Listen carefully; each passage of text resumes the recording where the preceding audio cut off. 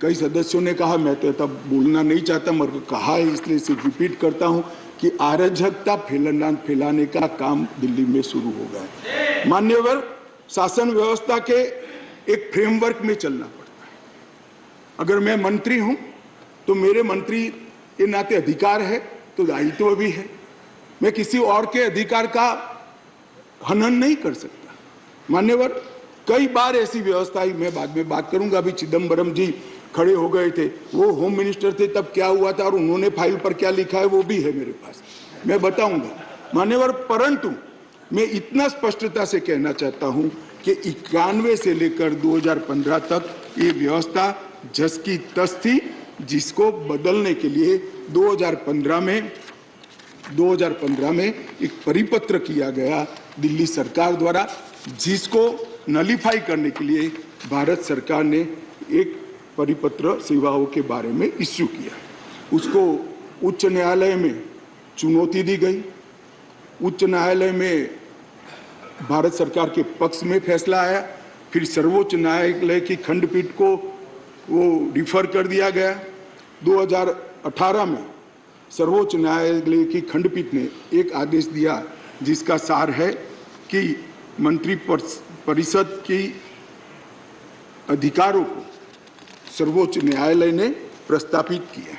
मान्यवर, फिर वो डिवीजन बेंच के अंदर, 2 जज की बेंच के अंदर गया, वहां सहमति नहीं बनी और फिर से खंडपीठ को रिफर कर दिया गया और 11 मई को सर्वोच्च न्यायालय की खंडपीठ ने सेवाओं के मामले में अपना निर्णय दिया। ये जो निर्णय है मान्यवर, इसमें सर्वोच्च न्यायालय ने ये विषय तय किया है, भारतीय संघ को केवल 3 विषयों पर, पॉलिसी और पुलिस, पब्लिक ऑर्डर और लैंड, ये 3 विषय पर ही कार्यकारी अधिकार प्राप्त है। सेवाओं का अधिकार दिल्ली सरकार के पास रहता है। परंतु उसी जजमेंट में ये कहा गया, हालांकि 239 ए को कोट कर कि संसद को दिल्ली राजधानी क्षेत्र के सभी विषयों पर और किसी भी क्षेत्र पर कानून बनाने का अधिकार है। मान्यवर, अब जो लॉयर होते हैं वो बातों को बहुत खूबसूरत तरीके से रखने में माहिर होते हैं।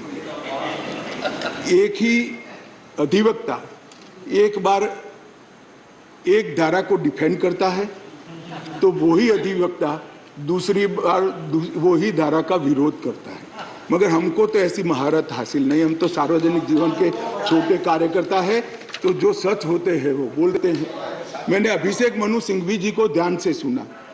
मान्यवर, उन्होंने कहा, उन्होंने क्या करा उनको पूरा मालूम है, मैं मानता हूं मालूम होगा, बड़े विद्वान वकील है। उन्होंने अनुच्छेद 339 7A को पढ़ा, जिसमें लिखा है 239 7A के तहत संसद को केंद्र सरकार के प्रावधानों को इफेक्ट देने या सप्लीमेंट करने के लिए कानून बनाने का पूरा अधिकार है। उन्होंने पढ़ा, मगर इसके ऊपर 3B में नहीं गए। मैं अब पढ़ता हूं 3B क्या है।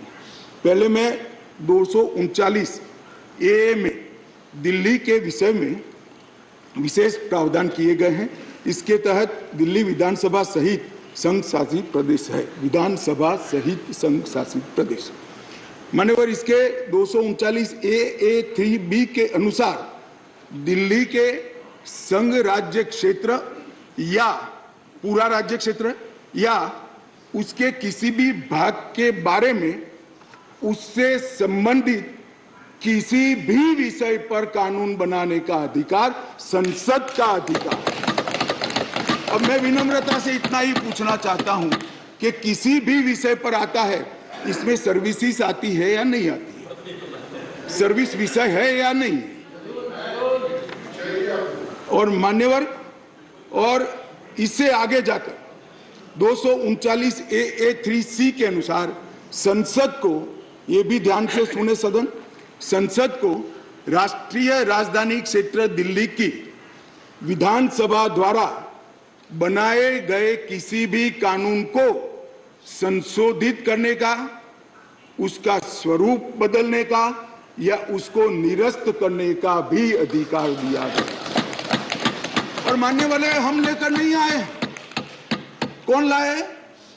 आज जो राजनीतिक जरूरियात के कारण आप पार्टी की गोदी में बैठी है, वो कांग्रेस पार्टी ये संविधान संशोधन लेकर आई, ये हम लेकर नहीं आए। अगर दिल्ली के अधिकारों का किसी ने हनन किया है, ये दिल्ली की असेंबली का किसी ने हनन किया अधिकारों का, तो मान्यवर